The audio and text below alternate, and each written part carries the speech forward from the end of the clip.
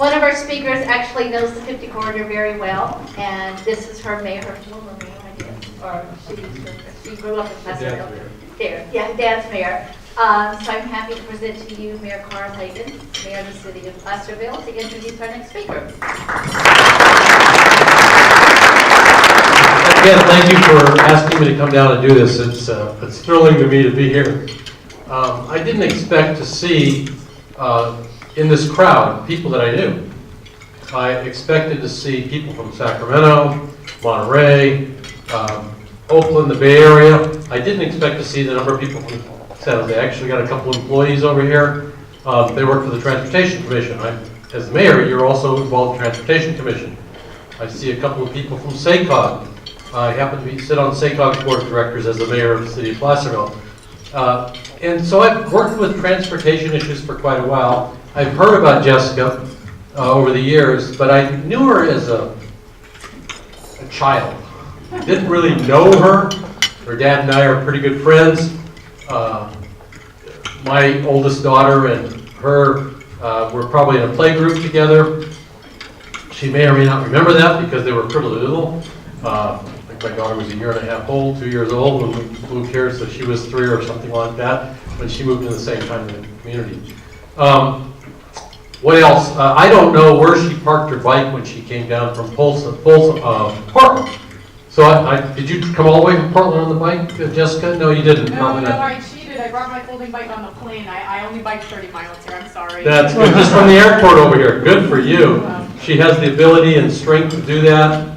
I don't quite, but there's a number of other people in the audience that I also know.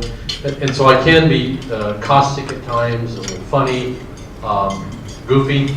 But I had a great time hearing Charlie talk about this, the green stripe down the street. About 9 years ago, I was in Japan on a sister city visit, and I came back and I said to our transportation people, why can't we buy some green paint? So I guess I was ahead of the time, but hopefully we can do that. Jessica's, again, grew up in the Placerville area. Her dad lives right outside of town, has a law practice in the city. Jessica's, he's very proud of his kids. If you haven't heard, or grandkids, Jessica has one grandchild of John's and Kathy's. And so in addition to biking, she's a great mom, I understand, and daughter. So with that, I'll just pass it. You can read about her bio in there, and I just wanted to say welcome to the Placerville region.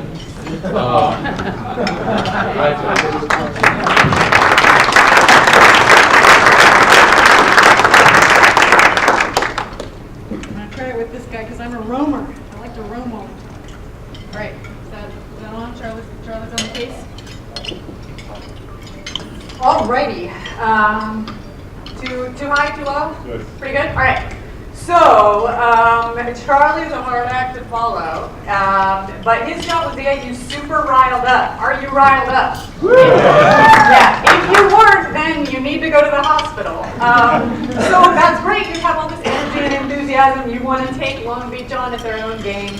I'm here to give you some practical ideas about how to channel that enthusiasm. What are you going to do today? What are you going to do tomorrow? What are you going to do next year? What are you going to do 5 years from now? And so that next time I'm here, I look forward to joining Jerry and some folks on a bike ride in Placerville to see everything that's going on. He tells me it's really great. So in 5 years, it's going to be fantastic, right? Yeah. Okay, so as you heard, I grew up in the area. This is the view from the house I grew up in. And so the 50 corridor is my stomping grounds. I grew up in Diamond Springs, Placerville, El Dorado. I went to school in Shingle Springs. I have relatives in Sacramento. Spent a lot of time in and around the 50 corridor as a kid. And I had a lot of great experiences, some of them involving bicycles when I was here. So, a really formative experience was when family and friends took us to the American River Parkway. I did not know it was possible to ride 18 miles. I was over the moon that you could do that, probably about 10. So I did have some good experiences involving bicycles when I was here, but there was one thing I never did when I lived here, and that was bicycles for transportation. And neither did I know anyone who bicycled for transportation in my entire childhood. It wasn't until I moved to Germany in an overseas program and then to Portland that I even became aware that that was something ordinary people did, and that I decided to give it a try, and that experience went well enough that I made it part of my everyday lifestyle. This is a normal commute for our family. It's not a special day. So once I became a bicycle professional, my grandfather, I think, never believed that I actually got paid to do this, but you can become a bicycle professional. And so as a professional, I had to ask myself, well, what was different about those places, about Germany, what was different about Portland that allowed me to give bicycling for everyday use a try and made it work well enough that I was willing to do it all the time? And, you know, how can you apply that in your own community? So I'll be talking a little bit about who, what, and how. Now the truth is that our breakout session was so fantastic. You have covered literally everything that I'm going to talk about. So I could just sit down and eat my lunch, but I flew all the way down here, so I'm going to make you sit through it. But let's start by talking about who. And this is both who are we building for and who's building, right? So thing number one, I would like you to be thinking to yourself that you are building for tomorrow's users. So this is a framework that we basically think holds true for any city. About 1% of the people, we call them the strong and the fearless. They will ride anywhere. They don't need bike lanes. They're in every city because they don't require special infrastructure. They're fast, they're strong, they're confident, they're there. Got about 6 to 8% of the people who are the enthusiastic and confident. That's me, I guess. Basically, we really want to ride bikes, but you know, we do require a minimum level of facilities, you know, connectivity, and feeling of safety on the road. You got another, let's say, 1/3 of the population that's no way, no how. They physically cannot ride a bicycle, or they're not going to do it. Okay, that's fine. But then you've got nearly 2/3 of the population that we call the interested but concerned. These are people who, when they go overseas, or when they go maybe to Davis or to Boulder, they get on a bike, they have a great time, they love it. Somewhere in the back of their minds they think, gosh, it's too bad I can't do that at home. But then they come home, they look at the roads that they travel every day, and they say, there is no way I'm going to ride a bike on that. That terrifies me. So we got to do a lot more for these people to get them on bikes. But I challenge you to look at this graph and see what I see, which is that we cannot make change if we just stick with the strong and the fearless, or even bringing in the enthused and the confident. This is not a social transformation. We've got to do enough for the interested but concerned if we're going to make change. And the other challenge to this is that until you get to the place where the interested but concerned come out, you're not going to hear from them. So your public process is going to be dominated by especially the strong and the fearless, and that might be you as well. And so if we're only building for those people, we will not lower the bar enough. So we have the unique challenge, actually, of building for a constituency that isn't particularly vocal or isn't particularly self-aware about their needs today. Luckily, we know a lot about how to do that, but you do have to keep it in mind. And so this guy's probably a great guy. You know, this guy probably is a great dad and a great employee, and you know, volunteers a lot. But in terms of thinking about who we're building for and how we present the image of cycling, the words we use, I think we should have less of this and more of this. I think that we can attract more people to the cause if we're presenting images that look like this. So again, that guy is probably a great guy, but you know, we need to broaden our imagery. I also challenge us all to build a bigger tent. We need to be working with and building facilities for more kinds of people. So you will not be shocked to know that I think the bicycle movement doesn't look like America. So if we only ever work with each other, we are in danger of only building facilities and programs that serve people with time, people with disposable income, people for whom access to bicycles is simply not something that we have to talk about, people who probably work one job only, a professional job, 9 to 5 in the central business district.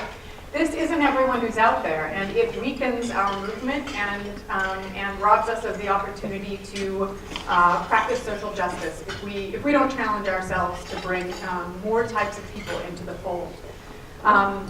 That's one good reason to do it. We should do it.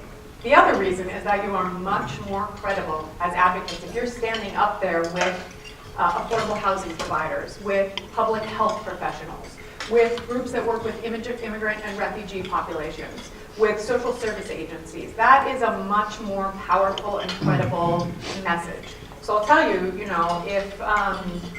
if you have a public hearing about a proposed project, and the main people who testify are mammals, middle-aged men in lycra. We love you, we really do. I guess I married one. We love you, but it is going to be a lot easier for the media and elected officials to dismiss that as a special interest, or, yeah, that's nice, but we don't have the money for that, compared to, let's say you have an affordable housing provider standing up there and saying, for my clients, if they feel they have to have a car, that's money they can't spend on health insurance for their kids. We need options. That becomes an argument that's really hard to disagree with. So 2 good reasons to work harder to bring more people in. And then who, in terms of who's going to do the work, right? So this room is the perfect example of what my wonderful boss, Mia Burke, calls a 3-legged stool. You have to have advocates, bureaucrats, and electeds. What did you say, citizens? ABC, I like that. Advocates, bureaucrats, and citizens? Professionals. Well, anyway, same thing. So you need all 3 to be effective, and that's why I was really excited when Rebecca showed me who was going to be here today, because you have all of these. Let's think about what happens if you have 2 legs of a stool. It falls right over, right? Let's say you have advocates are on board and bureaucrats are on board, but your elected officials aren't there. Well, you don't have any cover. If you stick your neck out and something happens, you might lose your job. Or nobody is setting the agenda for the bureaucrats saying, make it happen, come back and tell me in 2 months how you've made progress on that. If you've got only your, let's say you have bureaucrats and electeds on board, but the advocates are just absent or ineffectual, that's a very difficult position for public servants to be in, because they cannot say, we are responding to public demand. We must do this because I hear every day from people who want me to make it happen. And then finally, let's say the advocates and electeds are there. They want to make it happen, but you've got bureaucrats who are stuck in the 50s and who think their number 1 job is to move cars, and they're secretly obstructionist. It's not going to happen. Best laid plans, So you need all 3 of these parts. They need to be coordinated. They need to be moving together. They don't always have to agree with each other. But in terms of the ultimate vision, they need to be aligned. And then this is a very old picture of the City of Portland Bike School program from back in the 90s. Charlie recognizes it, yeah. You need staff. You need specialized staff for this. You need a bicycle coordinator. You need the gym. So just go clone gym and you're good to go. And that's for a number of reasons. You need the specialized expertise. You don't want to build something well-intentioned but dangerous.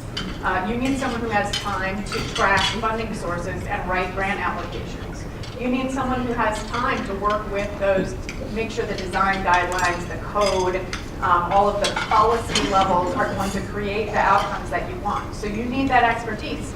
But you just physically need the time. Let's say you're lucky enough to have gotten a grant. It takes time to manage a grant. I don't care if you hire a consultant. Staff time can be the bottleneck, the invisible bottleneck in a lot of agencies that keeps things from happening. So you're going to have to figure this out. I'm not saying it's easy tomorrow to hire a full-time bicycle coordinator, but ultimately without staff time, you can't get where you want to go. All right, let's talk a little bit about what we're building. So the good news is paint is really cheap. When I started biking in Portland in about 1995, it was not what it is today, so that's a happy tale in the sense that you too can get there. But most of it was just a bike lane network, just made with paint, and it worked pretty well. I like it now even better, but it worked pretty well. You could get where you needed to go without being terrified, right? So paint is cheap to start with. Paint's especially cheap if you bundle these into your resurfacing and restriping projects. It's basically free. So you can actually do a lot if you're very clear in your intention to build as fast as possible using paint as a business tool. That's the good news. The flip side of that is that if we're going to get to the interested but concerned a little bit of paint on an arterial isn't going to cut it. So ultimately, we are finding more and more every day. You see more evidence that separation, physical separation from motor vehicle traffic, is the key to getting significant numbers of people out on the road.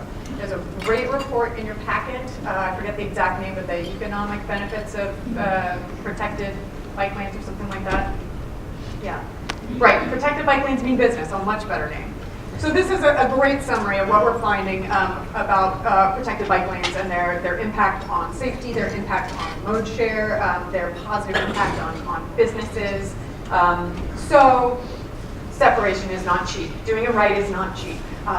But doing it right will get you ultimately that get the moms, the kids, the old people, everybody out supporting you. Your system, again, a bit of bad news, is only as good as the weakest link. So I have a secret, not so secret, I tell everyone about it. I have a test I use. It's called the My Mom test. You don't know about this. I talk about mom all the time. So my mom's a totally, when it comes to biking in an urban environment, my mother is a completely normal American. She finds it terrifying. She tries to hide it, but it's really scary to her. And when I try to envision we're going to build something, I try to mentally drop my mom into that situation and see, would she feel comfortable? Is this a place that she would, if I took her out once, that she would say, oh, that was all right, I would do that again, or would she never leave the house again? So this is a picture from one of our projects. There's a bike lane behind there, but it got sticky and they abandoned it right when you needed it. That's not going to cut it. So sadly, what we do is we build bike lanes where it's easy to build bike lanes, and then right when you need the bike lane the most, because it gets complicated, we're like, oh, but we really need a double left turn lane onto the freeway. Sorry. So I know that these are real political and traffic engineering conundrum. I do. But if we abandon people when they need us the most, then the only people who are going to ride are the ones who are comfortable. Guess what? The strong and the fearless. So we have to focus on those gaps and on the missing links. Also, we always think of the linear facilities, which are very important, but there are some other aspects to a system that can make a huge difference. I'm very lucky to live in a city that has one of the most skilled and bike-friendly traffic signal engineers in the country, and he has taught me so much about the magic of signals. So signals, in every aspect of a signalized system. In Portland, for example, our downtown one-way grid is timed at 12 to 16 miles per hour during the day. I mean, depending on the time of day. 12 to 16 miles per hour, you can take the lane. I can take the lane and be perfectly comfortable on a bicycle. Signal magic, Peter Kuntz, our traffic engineer, I tweet him all the time and he just fixes stuff for me. It's great. He has done some advanced detection where there's a loop detector mid-block, and so the light turns green for me as I arrive. He is working on some green lane corridors where if you bike at about 12 miles an hour, you'll hit all the greens. It's fantastic. He's also bringing bicycle signals to the US. And so bicycle signals can be, I alluded to those, what do you do when you don't have enough room for the bike lane? Well, if you cannot separate users in space, you can separate them in time. And so we're seeing traffic signal or bike signals used on some of our stickiest situations. The double right turn onto the freeway crosses the high frequency bike lane kind of, danger situations. Signals are making a huge difference. So get your signal engineers as part of your team. Take them on a ride, bring them donuts. And then do what you can to make work with your transit providers. I didn't see a lot of transit. I don't know if anyone in this room is from transit. So yeah, all right. I'm so glad you're here. Because transit and bike should really be best friends. The bus can help people on bike go faster, farther. And the bike can help the transit agency magically overnight get a much larger capture area for each stop. It makes certain types of trips possible that would only be possible by car otherwise. So cars spend about 92% of their time parked. I don't know what the percentage is for bikes, but it's probably not that different. And yet we always focus on the bicycle in motion. And again, because I'm lucky to live in a place that does many, not all, but many things right for bikes, I've been spoiled There's bike parking literally everywhere. I mean, I think any commercial block face in Portland has at least 2 stable racks, right, Charlie? It's really amazing. So I get used to my rockstar parking everywhere I go. There's even a request program at no cost to anyone can request it, and on-street bike parking gets put in at no cost to anyone, taxpayers. But it's fantastic. When I go to other cities, I find myself just enraged all the time. I'm like circling the block. I can't find anywhere to put my bike. I lock up to some poor tree and get worried about it being chopped down. It's frustrating. It makes it actually harder to ride a bicycle, but it also sends a signal you are not wanted here. You are not a desired and intended road user. So I think, thinking about bike parking, it's a bigger issue than people acknowledge. And that's bike parking at commercial destinations. It's bike parking at major employers. This is OHSU, Oregon Health Sciences University. They expanded in a brownfield urban area. No room to accommodate everyone by car. So they had this valet bike parking thing that they built that has been, they say, the single most popular effort they've ever done for their employees. And also think about it at your home. Especially if you live in multifamily where you don't have a garage to put your car in. So, those of you who work in the city, do your development codes consider residential bike parking in multifamily? They should. That's coming. All right, and then how? How can we make these things happen? Well, one thing, you're all thinking about your bicycle-friendly communities application, and one of the E's is enforcement. And it's probably the hardest one to crack, because let's think about the power that we have in this room and the ways we know how to influence decision makers. It's pretty hard to influence the police. You can't really just vote out the chief of police because they didn't do what you wanted them to do. So it's quite indirect, the channels of power that include law enforcement, but ultimately they are the only ones who can enforce the laws, and we know that has a really big role to play. We talked about the importance of speed, especially on residential streets. Yes, you need a design for lower speed, but you can't do it without getting law enforcement involved. Make biking easy to try. There are many ways to do this, but bike share, Charlie already talked about it, I think is one of the best ones.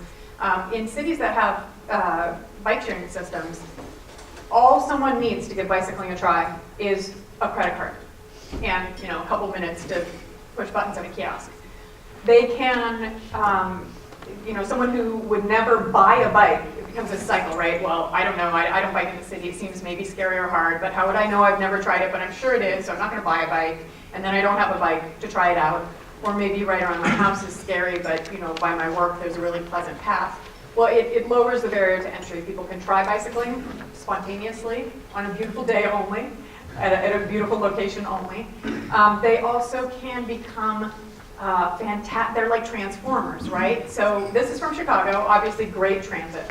It's completely feasible in Chicago for you to take transit to your job in downtown, get a divvy bike to pop over across town for a meeting, and then maybe after that you're going to walk to meet some friends, and then you take an Uber home. It just facilitates this kind of every single trip. You pull out your Swiss Army knife of transportation options and pick the one that's best for that trip only, instead of committing to one mode for your whole day. And I guarantee you, when you start looking at that kind of ability, cars don't compete as well. Cars can be a pain in the butt. Maybe it's best for getting to your downtown job, but all those midday trips or getting to the crowded business district afterwards, you're schlepping this albatross of a car around, So bike sharing can be a really important part of competing with the car. Safe routes to school. Again, this is sort of like the building a bigger tent argument. We should do it because it's the right thing to do. 30 years ago, 75% of kids walked and biked to school, and now it's 12% and plummeting. And we know that children are arriving at school, they're not ready to learn. They're suffering from diseases that used to be adult onset diseases related to sedentary lifestyles. We need to be doing this. But then the other side of it is totally self-interested. If you build safe routes to school, you're building safe routes for everyone. It's just that they're cuter and harder to argue against. So, exploit them. And then you also need to market what you're building and market the act of bicycling. I would love, there is good evidence out there that if you build it, they will come. I can show you the studies. That's good news. But if you look at the percentage of people who bike in the US, we can't sit around waiting for that glacial pace to happen. We have to accelerate it. And so we need to be marketing. Let's say you build a great new, especially if it's a quiet street kind of facility, like sometimes called bicycle boulevards or neighborhood greenways. Let's say you build a really fantastic, family-friendly, 7-mile corridor. Well, it's not going to go knock on doors itself and tell people it's there. You can't count on a single news story to reach everyone. Consider, reaching out to the media, social media. Why not send a postcard to everyone who lives within 5 blocks of the new facility, right? This was, Portland had a really sad situation where within a couple of months, 2 very experienced bicyclists got killed killed in bike lanes by right turning large trucks. And we had a lot of very difficult navel gazing as a community about what are we going to do. And so our mayor said we're going to jump in and build bike boxes. We're going to build 14 over the course of a couple months. That was a big change. We didn't have any bike boxes in Portland at all. And so the question was, well, how are drivers going to react to this? So the city did a great job of a proactive campaign. They put the tagline, bike box, Portland's new green space. They made a brochure, they made a video. They put up actual signs as you approached the intersections where they would be, warning you. They had a very high-profile enforcement campaign that was warnings for the first 2 weeks and citations after that. So they made it very hard to be able to say, well, as a driver, I don't know what I'm supposed to do with this new infrastructure. So market what you build and also market bicycling. And it doesn't always have to be you, but one of your partners could be on the front lines of a Women on Bikes program or a critical mass ride. These kinds of really candy coating the education. Open streets. One thing, we finally have a generic name, so I no longer have to say, well, it's a Sunday Parkway, it's a Sunday Street, it's a Cyclovia. So these are these wonderful events I'm sure you've heard of where you close always a loop, it needs to be a loop of streets to motorized vehicles, and you open them to everyone else. So Portland does this in all 5 of our quadrants. Ask me later. And we get like 25,000 people at every one of these. And those 25,000 people, most of them are not the people who ride every day. Because it's kind of pokey, I gotta say. And I'm not even a fast bicyclist, but like you're going around an 8-mile loop at like 5 miles an hour. I don't need that. But there are people for whom this is the single most fun thing they did last year. And that means those people had an experience with bicycling that was extremely positive. Many people come away saying, that was 8 miles? Really? That was no problem.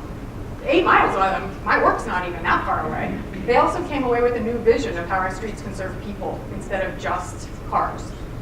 So run, don't walk, do an open streets event. There's great trainings and resources out there. And then plan for the future. I was happy to see that every one of our 3 breakout groups understood the importance of having a plan. It can be a standalone bicycle master plan. It can be part of your transportation system plan, but you must have something in place to articulate where you want to go or you won't get there. There are a lot of reasons you need to do this. One is to provide a vision that people can get behind. So all 3 parts of your 3-legged stool, if they don't have something to get excited about, and if they're each getting excited about some different thing, it's uncoordinated, it's going to be a lot harder to make progress. But if you all agree, like, yes, that's where we want to go together, we all participated in this, then you have a chance of getting there. It's also important because it provides clarity, for example, for developers. You can't require developers to, set aside easements for, let's say, trails or to punch through bike head access ways through cul-de-sacs. You can't do that if you don't have a plan in place. It also provides clarity for your striping. So if you want to do this, let's just roll our bike lane into our restriping, you now have a way to do that. And it is so important in terms of building a deep project bench for grant funding. So that's the next part, is follow the money. This is where you need your staff person who knows what listservs to be looking at, who knows whom to call, who knows how to get the information about where the money is flowing, because that's where you want to be. You want to be in line first. And if you do not have a project bench where you know which projects you want to build, you know how much they're going to cost, you know what priority they have, and you can just take that and drop it into a grant application, it's going to be a lot harder for you to get the resources you need to build out your system. So the good news, you've heard about this, the Active Transportation Program, the rest of the country is so jealous of you. This is a really good example. If you heard about it when they announced it, you should still go after it, but that's not nearly as good as those jurisdictions that have been tracking this process for a year and who knew what the grant guidelines were going to look like and therefore knew which type of projects they needed to be developing. I'll tell you, I mean, my colleague Jennifer has been involved in writing a lot of these ATP grant applications because many of our clients saw the handwriting on the walls and they've been working for months on, tweaking, let's bundle these projects and focus on this aspect and get the cost estimate dialed because we want that money. We want to meet those grant guidelines. So you need to be tracking this. That said, I have seen far too many communities write a bike master plan, did everything right, and then their implementation and funding philosophy is, if we can get federal grants, then we'll build it. That's not good enough, especially with the instability in the reauthorization process federally. You need to be developing local funding sources. You need to be looking at your BID, LID type of funding mechanisms. You need to be looking at your local sales tax, and many of you have done a great job of that in California. You're leaders in that. You need to be looking at, when you say BID and LID. Sorry, Business Improvement District, Local Improvement District. So basically self-funding by adjacent property owners, right? You need to be, hard as it may be, getting that budget dust.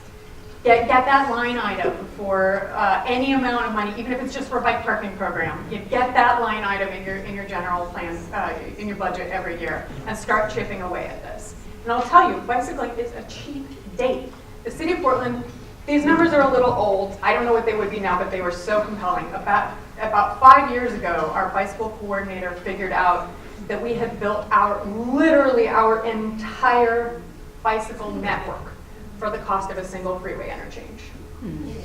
So your electeds and your city managers are telling you we don't have the money.